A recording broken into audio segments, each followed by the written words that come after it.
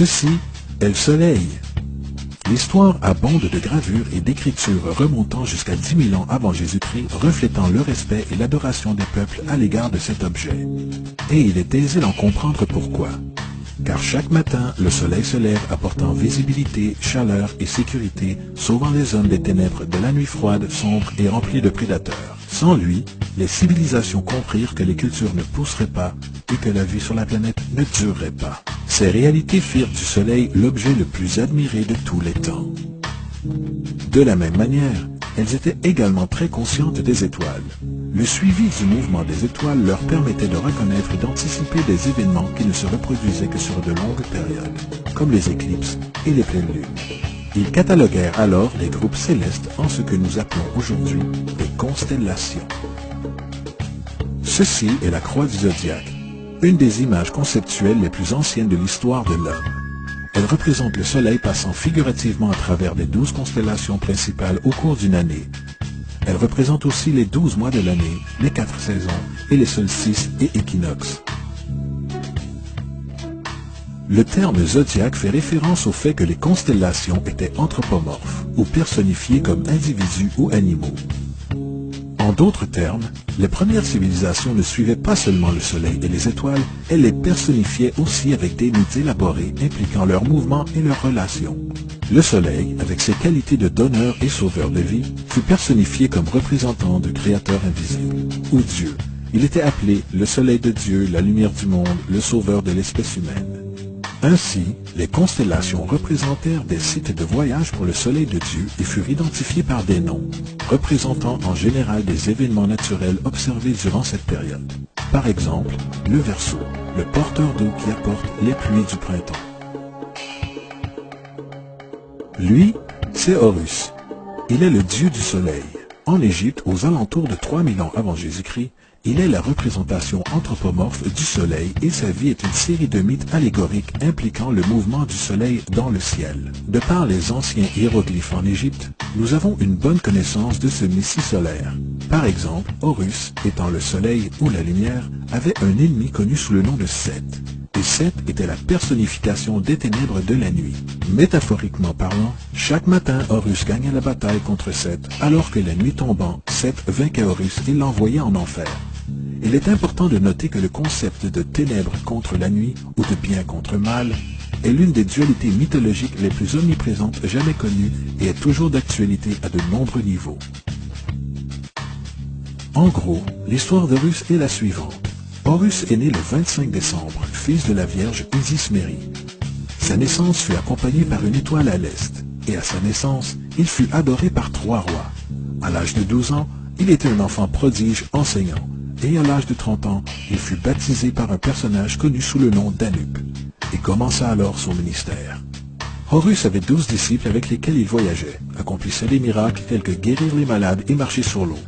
Horus était connu sous de nombreux noms symboliques, comme la vérité, la lumière, le fils oint de Dieu, le bon berger, l'agneau de Dieu et beaucoup d'autres encore.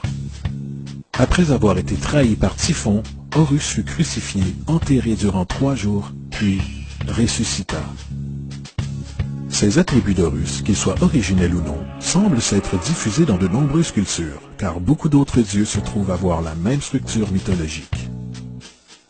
Attis de Phrygie, né de la Vierge Nana un 25 décembre, fut crucifié, placé dans une tombe, et après 3 jours, il ressuscita.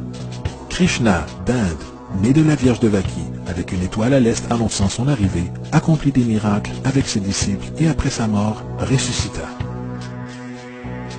Dionysos de Grèce, né d'une vierge un 25 décembre, il était un enseignant ambulant qui accomplissait des miracles tels que changer l'eau en vin. On l'appelait le roi des rois, l'unique fils de Dieu, l'alpha et l'oméga, et par de nombreux autres noms. Et après sa mort, il ressuscita. Mitra, de Perse, né d'une vierge un 25 décembre, avec 12 disciples, accomplissait des miracles et après sa mort fut enterré durant 3 jours, puis il ressuscita. On l'appelait également la vérité, la lumière et par de nombreux autres noms. Il est intéressant de noter que le jour sacré de Mitra était le dimanche. Le fait est qu'il y a de nombreux sauveurs de différentes périodes de part et d'autre du globe qui adhèrent à ces caractéristiques générales. La question demeure, pourquoi ces attributs? Pourquoi la naissance virginale un 25 décembre?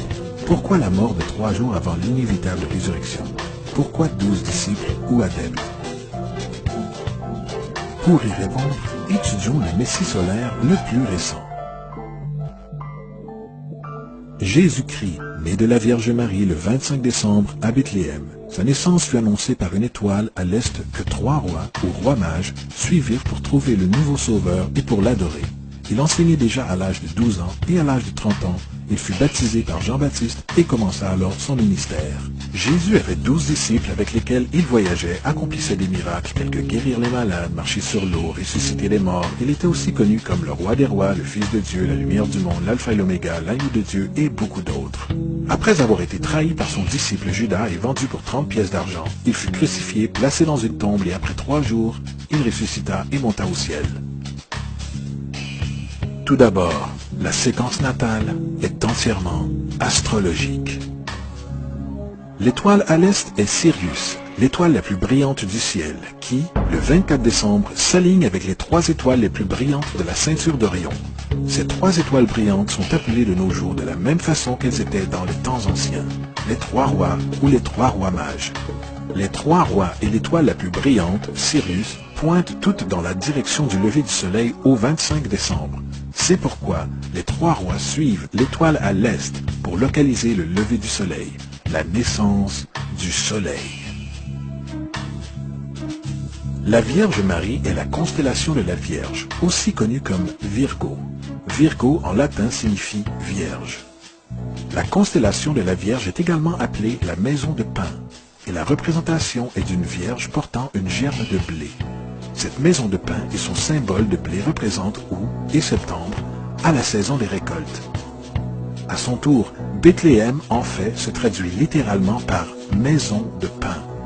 Bethléem fait donc référence à la constellation de la Vierge, et un endroit dans le ciel, et non sur terre.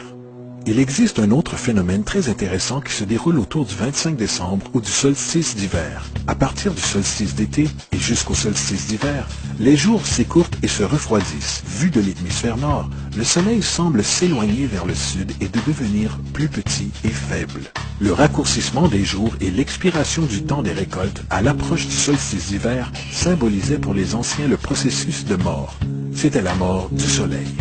Au 22 décembre, le déclin du soleil était complet, car le soleil, ayant voyagé vers le sud continuellement pendant 6 mois, arrivait à son point le plus bas dans le ciel. Ici, une chose étrange se produit. Le soleil cesse de descendre vers le sud, du moins perceptiblement pendant 3 jours. Durant cette pause de 3 jours, le soleil se situe à proximité de la constellation de la Croix du Sud, ou Crux. Et après cela, le 25 décembre, le soleil se décale d'1 degré, cette fois-ci vers le nord, présageant les jours plus longs, la chaleur et le printemps. Et ainsi il fut dit, le soleil mourut sur la croix et après 3 jours de mort ressuscita ou renaît. C'est pourquoi Jésus et de nombreux autres dieux du soleil partagent le concept de la crucifixion, des 3 jours de mort et la résurrection. C'est la transition du soleil juste avant son changement de direction pour retourner dans l'hémisphère nord et apporter le printemps, donc le salut. Cependant, ils ne célébrèrent pas la résurrection du soleil avant l'équinoxe du printemps, soit Pâques.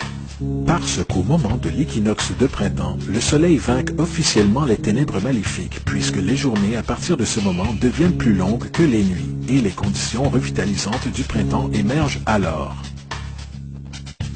Maintenant, le symbole astrologique probablement le plus évident de tous concernant Jésus fait référence aux 12 disciples. Il représente tout simplement les 12 constellations du zodiaque, avec qui Jésus, étant le soleil, voyage. En fait, le nombre 12 est omniprésent dans la Bible.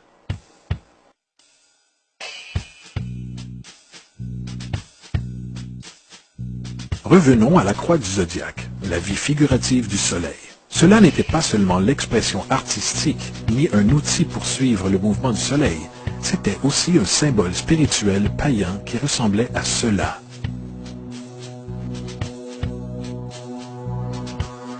Ceci n'est pas un symbole du christianisme, c'est une adaptation païenne de la croix du zodiaque.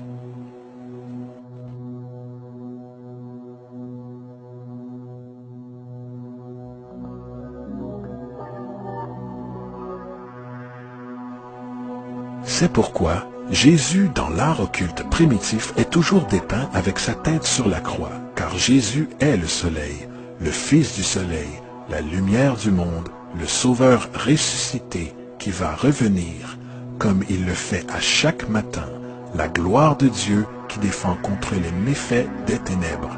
Il renaît chaque matin et peut être vu d'entre les nuages, au plus haut des cieux, avec sa couronne d'épines aux rayons de soleil.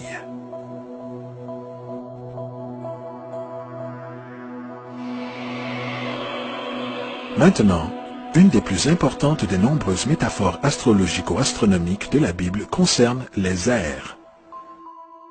À travers les Écritures, il y a une multitude de références à l'air. Afin de comprendre, il est nécessaire de se familiariser avec le phénomène appelé précession des équinoxes. Les Égyptiens, ainsi que les civilisations plus anciennes, reconnaissèrent qu'environ tous les 2150 ans, le lever du soleil au matin de l'équinoxe de printemps se produit sous un signe différent du zodiaque selon l'époque. Ceci s'explique par un léger déplacement angulaire que la Terre maintient lors de la rotation sur son axe. On le qualifie de précession car les constellations reculent au lieu d'avancer dans leur cycle annuel normal.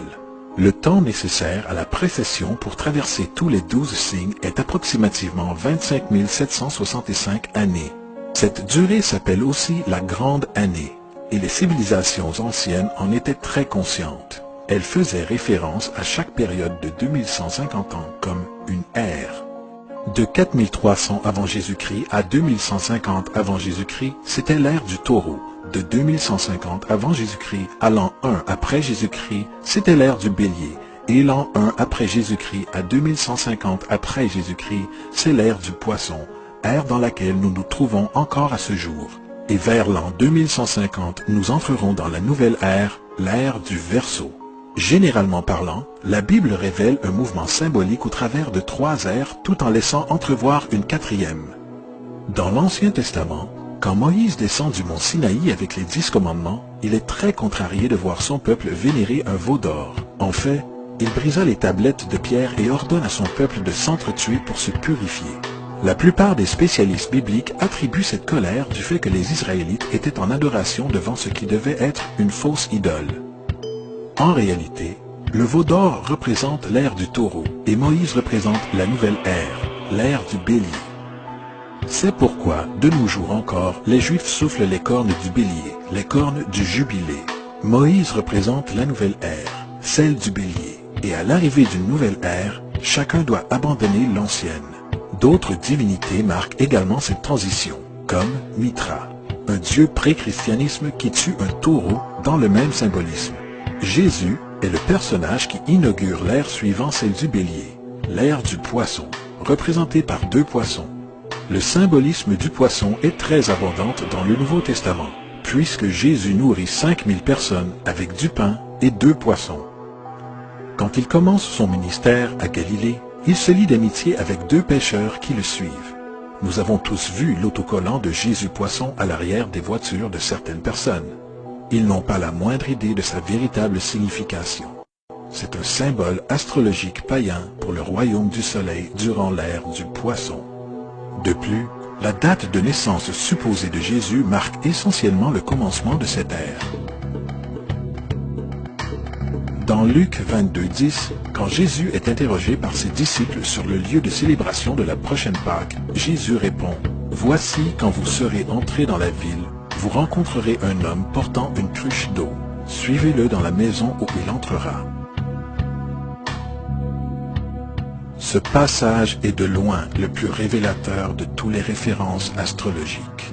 L'homme portant une cruche d'eau est le Verseau, le porteur d'eau, qui est toujours représenté comme un homme versant de l'eau de sa cruche. Il personnifie l'ère suivant celle du poisson, et quand le soleil, le Fils de Dieu, quittera l'ère du poisson, il ira dans la maison du Verseau, puisque le Verseau suit le poisson dans la précession des équinoxes. Tout ce que Jésus dit, c'est qu'après l'ère du poisson viendra l'ère du Verseau.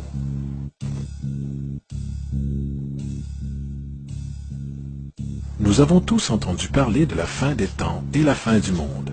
Mis à part les caricatures du livre des Révélations, La source principale de cette idée vient de Matthieu 28:20, où Jésus dit « Je serai avec vous jusqu'à la fin du monde ».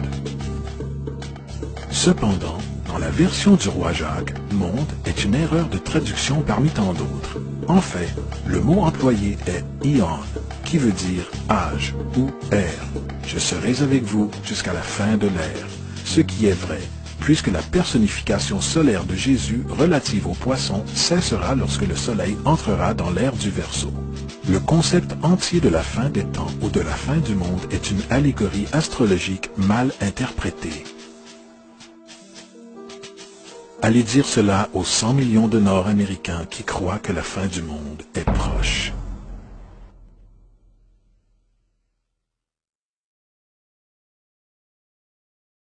De plus, le personnage de Jésus, un hybride littéraire et astrologique, est explicitement un plagiat du dieu soleil égyptien Horus. Par exemple, gravé depuis environ 3500 ans sur les murs du temple de Luxor en Égypte, on peut voir des images de l'annonciation de la conception immaculée, de la naissance et de l'adoration d'Horus.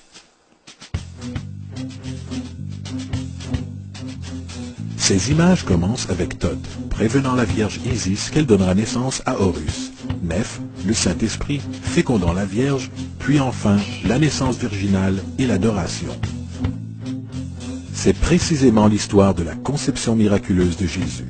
En fait, les similarités littéraires entre la religion égyptienne et la religion chrétienne sont ahurissantes.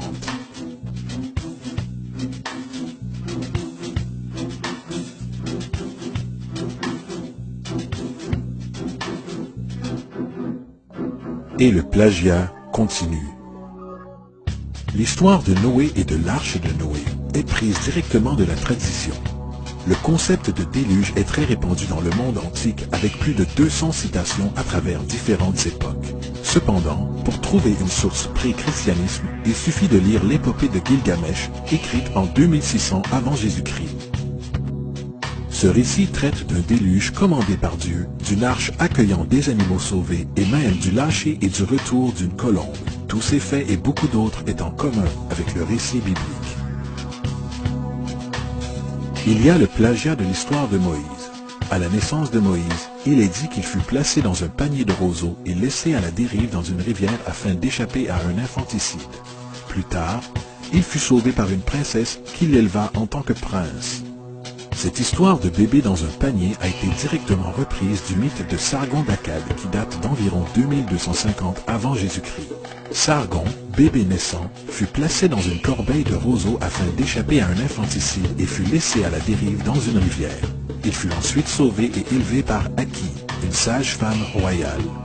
De plus, Moïse est connu comme le porteur des lois, le porteur des 10 commandements, la loi de Moïse. Toutefois, l'idée de loi transmise par un dieu à un prophète sur une montagne est aussi un thème très ancien. Moïse n'est qu'un porteur de loi parmi une longue lignée de porteurs de loi dans l'histoire mythologique. En Inde, Manu était le grand porteur de loi. En Crète, Minos descendit du mont Dictée où Zeus lui donna les lois sacrées.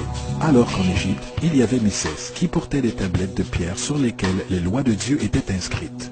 Manu, Minos, Mysès, Moïse. Et tant qu'aux 10 commandements, ils ont été directement sortis du chapitre 125 du livre des morts égyptien.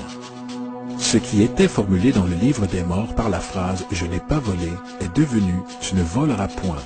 Je n'ai pas tué est devenu « Tu ne tueras point ». Je n'ai pas menti est devenu « Tu ne porteras point de faux témoignages contre ton prochain ». Ainsi de suite. Il est probable que la religion égyptienne soit la base fondatrice de la théologie judéo-chrétienne. Le baptême, la vie après la mort, le jugement dernier, la naissance virginale, la mort et la résurrection, la crucifixion, l'arche d'alliance, la circoncision, les sauveurs, la sainte communion, le déluge, Pâques, Noël, la Pâque et beaucoup d'autres sont tous des éléments de concepts égyptiens prédatant de loin le christianisme et le judaïsme. Justin Martyr, un des premiers historiens et défendeurs du christianisme, a écrit « Lorsque nous disons que lui, Jésus-Christ, notre Maître, fut engendré sans union sexuelle, fut crucifié et mourut et ressuscita et monté aux cieux, nous n'avançons rien de différent de vos croyances concernant le fils de Jupiter. » Dans un autre texte, Justin martyr dit « Il est né d'une vierge, acceptez cela en commun avec vos croyances sur Persée ».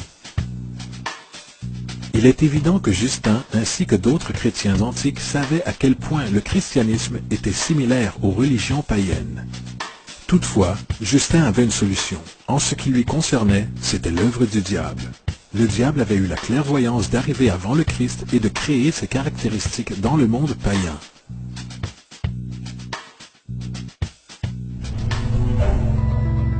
Fundamentalist Christianity, fascinating. These people actually believe the world is 12,000 years old.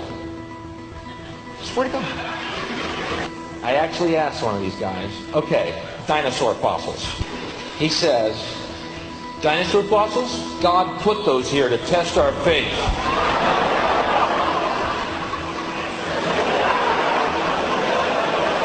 I think God put you here to test my faith, dude. La Bible n'est rien d'autre qu'un hybride littéraire astro-théologique, comme pratiquement tous les mythes religieux la précédant.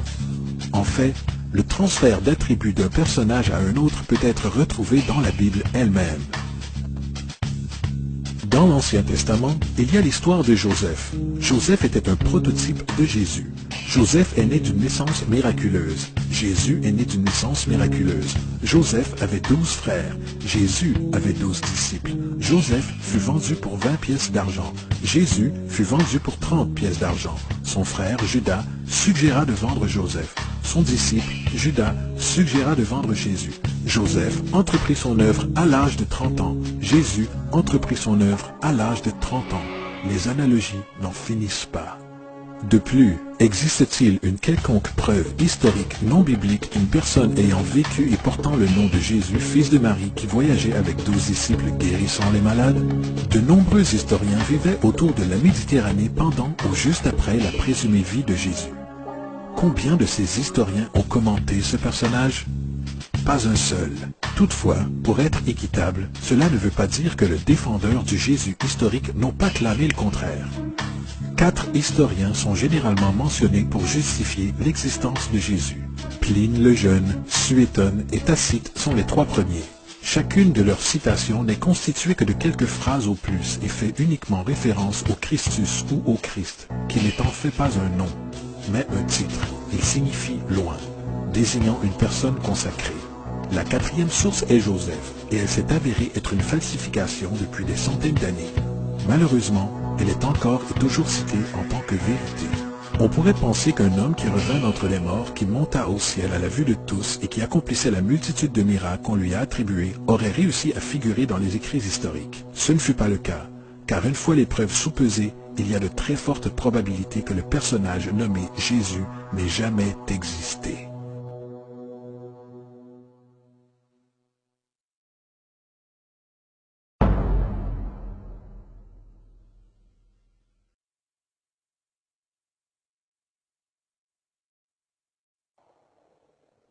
We don't want to be unkind, but we want to be factual. We don't want to cause hurt feelings, but we want to be academically correct in what we understand and know to be true. Christianity just is not based on truth. We find that Christianity was in fact nothing more than a Roman story, developed politically. En 325 avant Jésus-Christ, à Rome, l'empereur Constantine convoqua le Conseil de Nicée. C'est durant cette période que les doctrines chrétiennes inspirées politiquement furent établies et qu'ainsi commença une longue histoire chrétienne de massacres et de fraudes spirituelles. Et pendant les 1600 années suivantes, le Vatican conserva un étau politique serré sur toute l'Europe menant à de joyeux temps comme le Moyen-Âge en passant par de brillants événements tels que les croisades et l'Inquisition. La religion chrétienne, comme tous les autres systèmes de croyances théistes, est la plus grande fraude de tous les temps. Elle sert à dissocier les êtres vivants du monde naturel et à les désunir. Elle supporte et facilite une soumission aveugle à l'autorité. Elle réduit la responsabilité humaine du fait que Dieu est en contrôle de tout, et ainsi d'horribles crimes peuvent être justifiés au nom de la quête divine. Et plus encore, elle donne un pouvoir à ceux qui connaissent la vérité, mais qui utilisent le mythe pour manipuler et pour contrôler la société. Le mythe religieux est l'instrument le plus puissant jamais créé, et sert de fondement psychologique sur lequel d'autres mythes peuvent fleurir.